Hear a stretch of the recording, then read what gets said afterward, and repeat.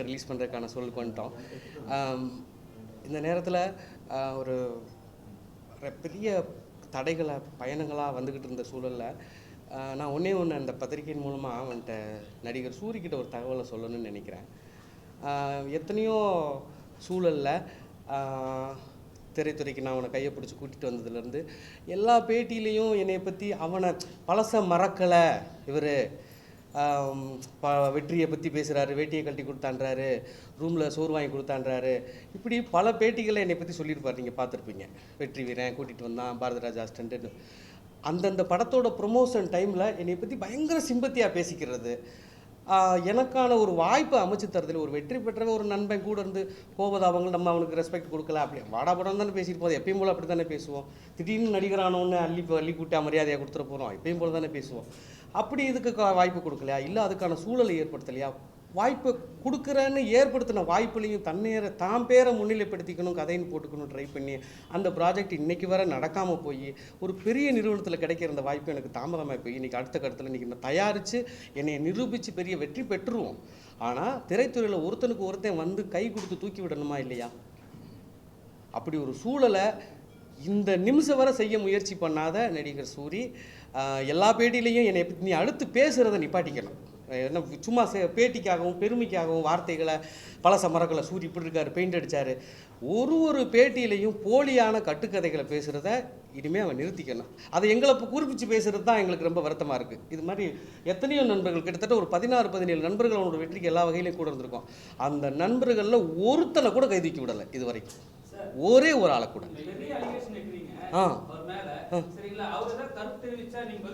நிச்சயமாக எல்லாம் ஆதாரப்பூர்வமாக காத்துக்கிட்டு இருக்கேன். ஆமாம், ஆதாரப்பூர்வமாக காத்துக்கிட்டு இருக்கேன். அவர் எந்தெந்த இடத்துல செய்யாமல் தவிர்த்துட்டு போகிற, அதான் ஒரு 20 பேர் கூட இருந்திருக்கோம், மொத்தம் 20 பேர் பக்கத்து ரூமாக இருந்திருக்கோம். அந்த 20 பேரில் ஒரே ஒருத்தனை கைப்பிடிச்சி தூக்கி விட்டுருந்தா கூட அவன் வந்துருப்பான், அவன் இன்னொருத்தனுக்கு செஞ்சுருப்பான். எத்தனையோ நண்பர்களை பார்க்குறீங்க திரைத்துறையில் வர்றாங்க, அவங்கவுங்க என்னென்னமோ செய்கிறாங்க.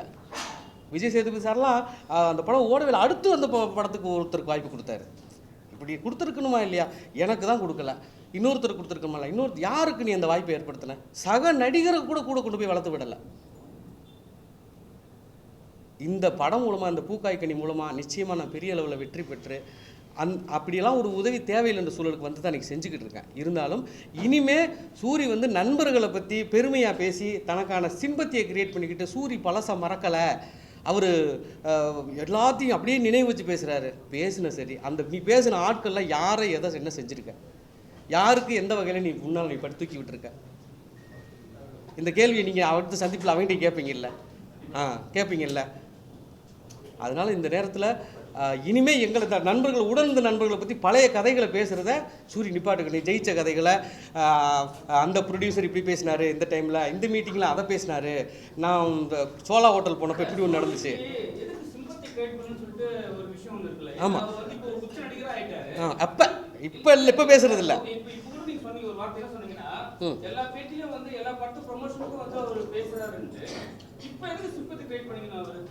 பழச மறக்காம இப்போ பேசுறதில்ல, இந்த ஒரு வருஷமாக பேசுறதில்ல.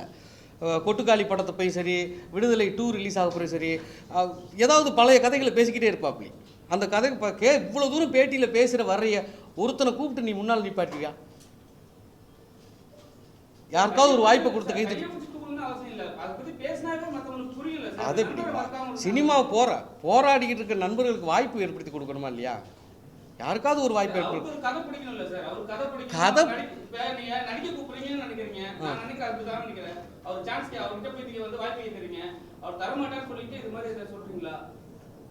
தர்றேன்னு சொல்லி கூட எனக்கு கூட்டிகிட்டு போய் கொடுத்து கூட அந்த வாய்ப்பை நடக்க விடாமல் தள்ளி போயிடுச்சு.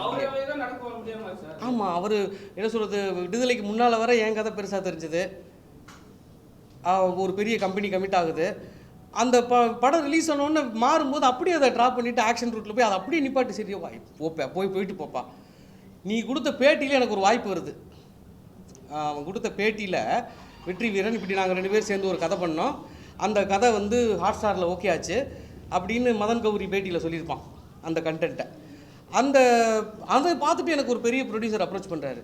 நானும் அந்த மதுரையில் அந்த காலகட்டத்தில் வாழ்ந்திருக்கேன், அந்த கதையை நான் படமாக்கணும், நீங்கள் அதோட என்ஓசி வாங்க. ஏன்னா சூரிய ஒரு நடிகராக இருக்கிறனால அவரும் சொல்லியிருக்காரு, அவர்கிட்ட ஒரு என்ஓசி வாங்குங்க, தயாரிப்பாளர் ஒரு என்ஓசி வாங்க, உடனடியாக அந்த படத்தை நம்ம தயாரிப்போம் அப்படின்றாரு. அந்த தயாரிப்பு வேலைகள் கென் கருணாஸ், விஜய் சேதுபதி பையன் 2 பேரையும் போட்டு பேசி முயற்சி பண்ணி கதை சொல்லி ஓகே பண்ணி என்ஓசி கேட்டால் இந்த டேட் வரை என்ஓசி கொடுக்குறதுக்கான எந்த முயற்சியும் எடுக்கவே இல்லை.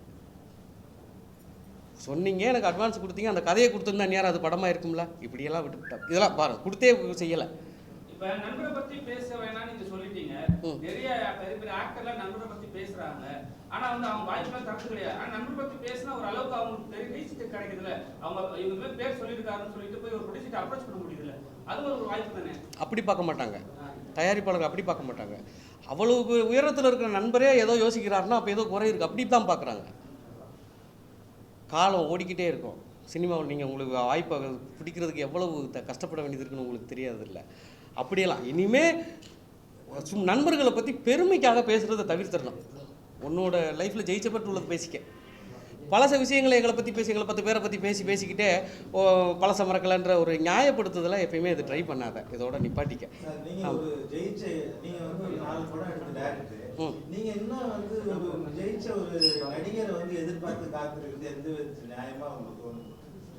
தவறு தான்.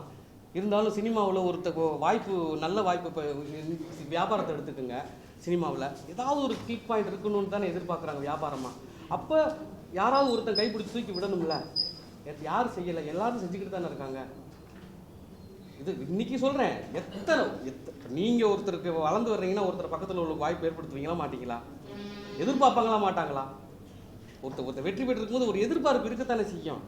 அந்த எதிர்பார்ப்பை புரிஞ்சுக்கிட்டு கை தூக்கியாவது விடலாம்ல, சொல்லி விடலாம்ல, சப்போர்ட் பண்ணலாம்ல. எல்லா வகை எனக்கு மட்டும் இல்லை, யாருக்கு அவர் செஞ்சிருக்காரு. இப்போ எல்லாரும் சோறுக்கு கஷ்டப்பட்டுக்கிட்டு அலையிறாங்க. இல்லை வாய்ப்புக்காக தானே.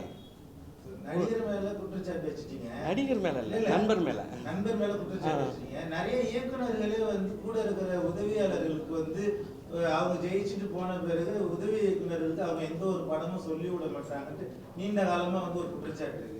நீங்க ஒரு இயக்குனர், நீங்க அதை எப்படி உங்களோட பார்வையில் அதை எப்படி பாக்குறீங்க? தெரிஞ்சு, அதாவது சாதாரண சொல்லி தெரிஞ்சு யாராருக்கு சொல்லிவிடணும்னு ஒரு இது இருக்குல்ல.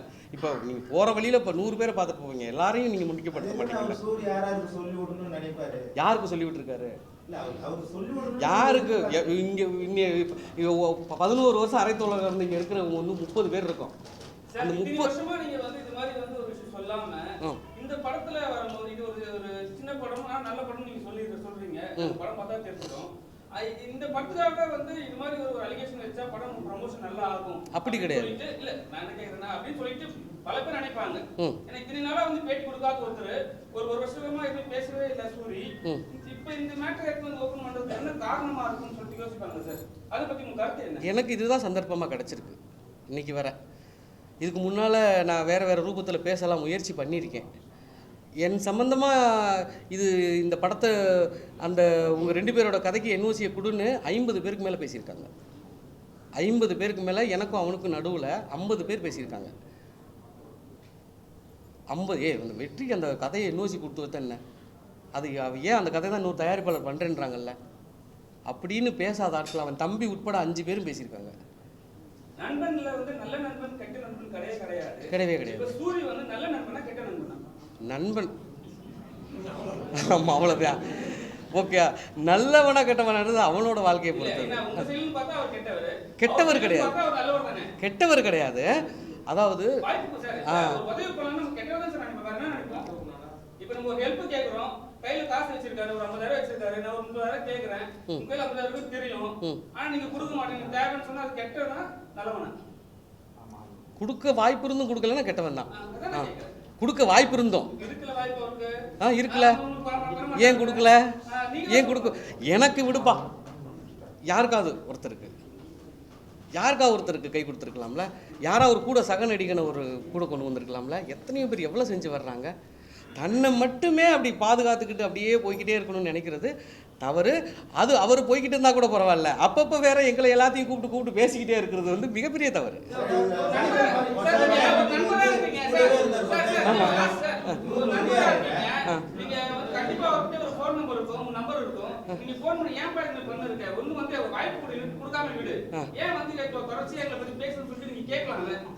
கேட்டிருக்கா? அதுக்கப்புறம் பதில் சொல்லலை, ஃபோனை பிளாக் பண்ணிட்டான். இந்த இடத்த வந்துக்கிட்டு இருக்கோம். இந்த படம் நிச்சயமாக நீங்கள் கொண்டு போய் இன்றைக்கி ஃபஸ்ட் லுக்கை ரிலீஸ் பண்ணுறோம். நிறைய சப்போர்ட் பண்ணியிருக்கீங்க. பல இடங்களில் வெண்ணிலா வீடு படத்துக்கு சிறப்பான விமர்சனத்தை கொடுத்து ஒரு பெரிய லெவலில் கொண்டு போய் சேர்த்தீங்க. நாங்களும் வந்துடுவோம். இந்த நேரத்தில் சொல்கிறேன்னா ஒரு சவாலாக சொல்கிறோம், ஒரு வருத்தமாக சொல்லலை, நாங்கள் வர முடியாதுன்னு காட்டலை. என்றைக்கும் இதே நீங்கள் இன்றைக்கி நீ வேல்யூவாக இருக்கிற என்னையை நீ கொண்டு போய் இன்றைக்கி நீ வேல்யூவாக இருக்கிற என்னையை கொண்டு போய் நிற்கிறக்கு அவ்வளோ யோசிக்கிற, வேல்யூவான நாட்களையே கூட சேர்த்துக்க ட்ரை பண்ணுற. அன்றைக்கி நீ ரூம்குள்ளே படுத்துருக்கும் போது நான் சூர்யா ஹீரோவாக படம் கமிட் ஆயிருந்தேன். நடிகர் சூர்யா ஹீரோ. அந்த படம் ட்ராப் ஆயிடுச்சு. இப்போ உங்களுக்கு பல பேருக்கு தெரியாது. அந்த டைமில் பெரிய கேமராமேன், பெரிய ஆர்ட் டைரக்டர், நான் சின்ன பையன். அவ்வளோ பெரிய வாய்ப்பு. அப்படி முக்கியமான நடிகர்கள்லாம் என்கிட்ட வந்து வாய்ப்பு கேட்ட நாட்கள்லாம் இருந்தது. அன்னைக்கு உன்னையை கொண்டு போய் முதன்மை கதாபாத்திரம் கருவாயன்னு ஒரு கதாபாத்திரம் நான் கொண்டு போய் அறிமுகப்படுத்துகிறேன். இவன் ரூம்மேட்டு சார், இவனுக்கு நான் அந்த கேரக்டர் கொடுக்குறேன்னு. மதுரையை வச்சு ஒரு ரவுடிசம் பின்னணியில் ஒரு கதை பண்ணியிருந்தேன். அந்த கதை சூர்யாட்ட ஓகே போய் அன்றைக்கி உன்னை கொண்டு சூர்யா கிட்ட நிப்பாட்டி கருவாயன கேரக்டர் ஃபோட்டோ ஷூட் பண்ணி கொடுத்தேன் நான். அன்றைக்கி உன்னை சூர்யா கூட சூர்யா வாய்ப்பு கிடச்சிருச்சு எனக்கு. நான் இன்னும் ஒரு பெரிய நடிகரை போட்டிருக்கலாம்ல. நான் ஏன் உன்னையை கூட்டி கொண்டு அறிமுகப்படுத்துகிறேன். அந்த கதை எழுதின காலகட்டத்தில் வந்து கூட இருக்கான். இந்த கேரக்டர் இவன் பண்ணால் நல்லாயிருக்கும் சார். அப்போ கம்பெனிலே சொல்கிறாங்க வேற ஆளை போடுங்க அப்படின்லாம் சொன்னாங்க. ஃபோட்டோ ஷூட், இன்னும் ஃபோட்டோ ஷூட் ஜெய் கூட எடுத்த ஃபோட்டோ ஷூட்லாம் இருக்கும், வெளியில் வந்திருக்கும் அந்த ஃபோட்டோ ஷூட். அவன் விசித்திரன் கஞ்சா கருப்புங்களாம் அப்படி நிற்கிற மாதிரி ஃபோட்டோ எடுத்திருப்பேன். அப்படியே அந்த ஃபோட்டோவும் சுப்பிரமணியம் போகிற ஃபோட்டோ ஒரே மாதிரி இருக்கும், கிட்டத்தட்ட அதே மாதிரி இருக்கும். அப்படியெல்லாம் நான் செஞ்சுருக்கல அன்றைக்கி. இன்றைக்கி நீ அதெல்லாம் பழசை யோசிச்சு செய்யணுமா இல்லையா? அன்னைக்கு நம்ம யாருனே தெரியாத காலத்துலேயே பெரிய படத்தில் கொண்டு நம்மளை உள்ளே கொண்டு போனான். அந்த படம் நின்று போச்சு. அதுக்கப்புறம் ஒரு பெரிய படம் நிற்கும்போது ஒரு இயக்குனருக்கு என்ன மாதிரியான பின்னடைவுகள்லாம் வரும்னு உங்களுக்கு தெரியும். அவ்வளோ பெரிய படத்துலேயே நின்று போகுது அப்படின்னும் போது என்னமோ சில குறைகள் அப்படியே தடந்துடும். இன்றைக்கி நாங்களே இந்த படத்தை தயாரிக்கிறதுக்கு முன் வந்து என்னோடய கதையை, என்னோடய நல்ல விஷயங்களை புரிஞ்சுக்கிட்டு இன்றைக்கி இவ்வளோ பேரோட சப்போர்ட்டோட ஃபைனான்சியல் ஆள் கிடச்சி சிறப்பான நடிகர்களுக்கு ஒருங்கிணைஞ்சு தொழில்நுட்பங்களை ஒருங்கிச்சு வருவோம். இதே மாதிரி ஜெயிச்சுட்டு நாங்கள் அன்றைக்கி பேச முடியாத சூழலுக்கு நான் போயிடுவேன். நீ இனிமேல் என்னை பற்றி வெற்றி வீரன் ஒருத்தனை பற்றி பேசுகிறத தவிர்த்துரு. 2 நாள் பெயிண்ட் அடிக்க கூட்டிகிட்டு போனேன். ஆனால் ஊரில் உள்ள சென்னையில் உள்ள அத்தனை பில்டிங் எனக்கு பார்த்தா நினைவு வருதுன்றான். இதெல்லாம் கட்டுக்கதையா இல்லையா? 2 இடத்துக்கு நாங்கள் பெயிண்ட் அடிக்க போனோம். நான் தான் கூட்டிகிட்டு போனேன். விருகம்பாக்கத்தில் ஒரு வீட்டுக்கு பெயிண்ட் அடித்தோம். அம்பத்தூரில் ஒரு ஸ்கூலுக்கு பெயிண்ட் அடித்தோம். ஒரு வாரம் அங்கேயே தங்கி பெயிண்ட் அடித்தோம். இது 2 தானே வாழ்க்கையில் நடந்தது. அந்த 9 வருஷத்தில் நீ 9 வருஷம் நானும் அவனும் ரூம்மேட்டு. நீ எந்த அடுக்குமாடி கட்டடத்துக்கு தொங்கிட்டு பெயிண்ட் அடித்த ஒரு வீடியோலாம் போடுறேன். இவன் இது பார்க்கும்போது எனக்கு நினைவு வருதுன்றான். எப்படி நீ ஃபாலோவர்ஸ்க்காகவும் பார்க்குறவங்க சிம்பத்தி, ஓ சூரி இவ்வளோ கஷ்டப்பட்டுருக்காரா அப்படின்னு நினைக்கிறதுக்காகவும் ஏன் இப்படி கட்டுக்கதைகளை அவுத்து விடுற? இனிமேல் பழைய கட்டுக்கதைகளை சொல்கிறத நிப்பாட்டிக்க, ஜெயிச்சதோட நிப்பாட்டிக்க. ஓகே, நல்லதா போப்போம். நிச்சயமா கட்டுக்கதைகள் எங்கள் பேர் வந்துடுதுல அப்பப்போ. அவர் சொல்கிற கட்டுக்கதைகள் எங்கள் பேர் வந்துடுது. வெற்றின்னு ஒருத்தன், அவன் ஒருத்தன், இவன் ஒருத்தன்லாம் சொல்லிக்கிட்டே இருக்க இன்னைக்கு. அதை தவிர்த்துடலாம்ல. Okay okay. அடுத்ததாக முதல் பார்வையை வெளியிட்டு உங்களுக்கு முன்னால் நாங்கள் அடுத்த ஸ்டெப் வைக்கிறோம். விரைவில் படப்பிடிப்பை முடிச்சுட்டு வந்து இசை வெளியீட்டில் சந்திக்கிறோம். எனக்கு சப்போர்ட் பண்ணுங்கள். ஓகே. எல்லாருக்கும் வணக்கம். ஜேசா ப்ரொடக்ஷன் பெருமிடன் வழங்க பழையனூர் சந்தனம் பட கம்பெனி சார்பாக ராஜேஸ்வரி வெற்றி ஆகிய நான் தயாரிக்க இருக்கும் பூக்காய்கனி படத்திற்கு டீசர் வெளியிட்டிருக்கும் பத்திரிகை நண்பர்கள் அனைவருக்கும் எனது நன்றியை தெரிவித்துக் கொள்கிறேன். இது எங்களோட ஃபஸ்ட்டு படம். ப்ரொடக்ஷனாக நாங்கள் கம்பெனி ஆரம்பித்து இன்றைக்கி ஃபஸ்ட்டு படம் எடுத்துகிட்ருக்கோம். ஸோ உங்களோட எல்லாரோட சப்போர்ட் எங்களுக்கு ரொம்ப தேவை. பத்திரிகை நண்பர் எல்லாருக்கும் ரொம்ப நன்றி. படம் ரொம்ப அழகாக வந்துட்டுருக்கு. இதே மாதிரி நீங்களும் எங்களுக்கு கூட வந்து சப்போர்ட் பண்ணி கடைசி வரைக்கும் கொண்டுட்டு போய் நல்லபடியாக திரையில் சேர்க்குற வரையும் எங்களுக்கு சப்போர்ட் பண்ணணும்னு உங்களை எல்லாரையும் கேட்டுக்கிறேன். தேங்க்யூ. ஓகே. வணக்கம், என் பேர் மிதுன் சக்கரவர்த்தி. வந்திருக்கும் எல்லாருக்கும் மீடியா நண்பர்களுக்கும் வணக்கம். அண்ணனை எனக்கு ஒரு 10 வருஷத்துக்கு முன்னாடியே தெரியும். அதை நான் 5th ஸ்டாண்டர்ட் படிக்கும்போது நினைக்கிறேன் ஃபஸ்ட் டைம்.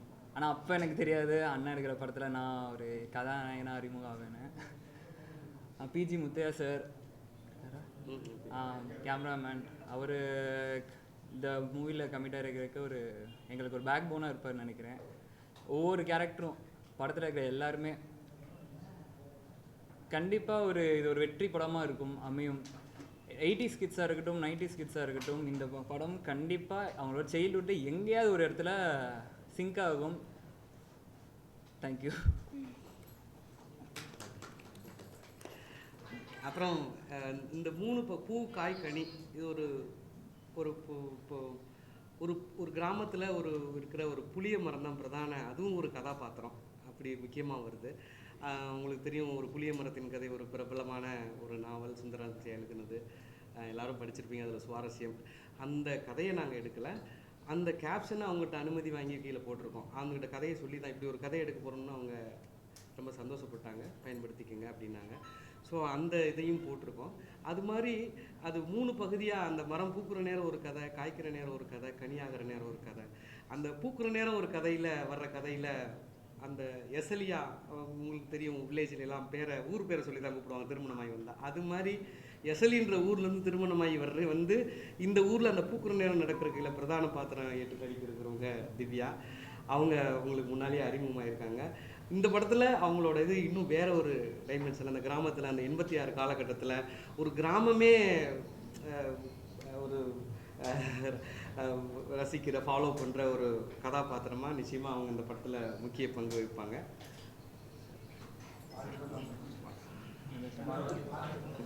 ஊடகத்துறையினர் அனைவருக்கும் வணக்கம். படம் வந்து இன்றைக்கி வந்து சார் சொன்னார் சின்ன படம் பெரிய படம் அப்படின்னு.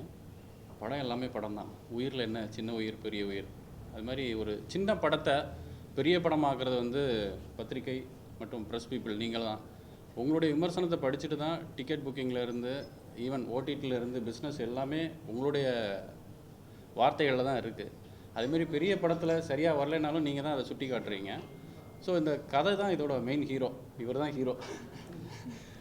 ரொம்ப கதை சொன்னோடனே நல்லா இருந்துச்சு சார்.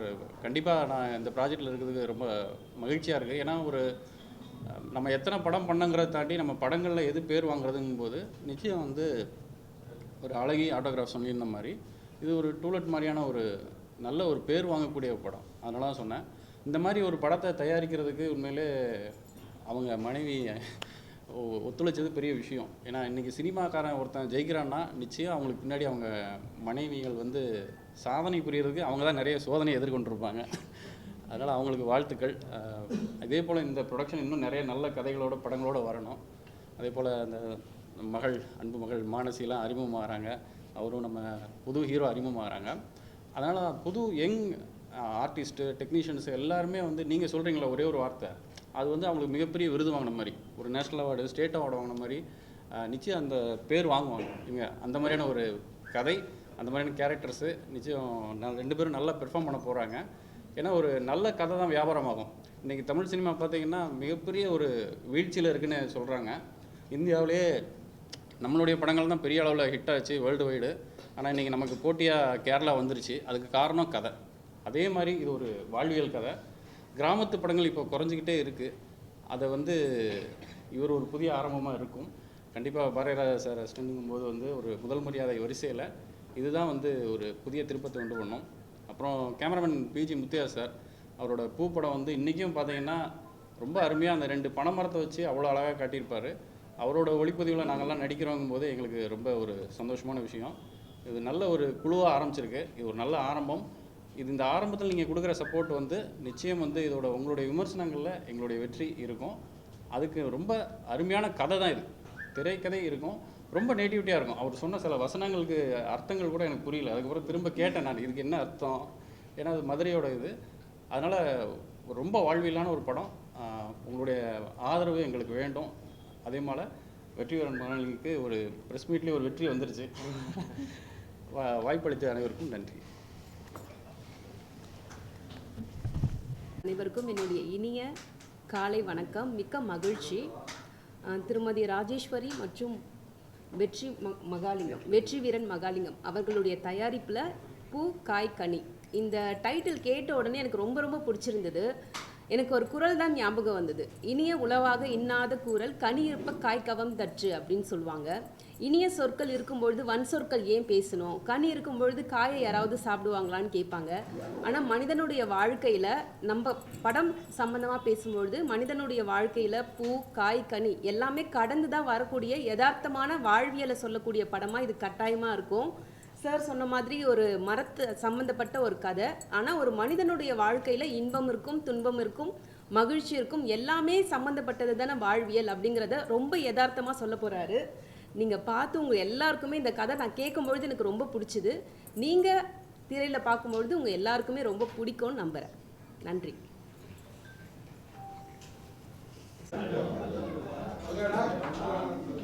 ஓகே.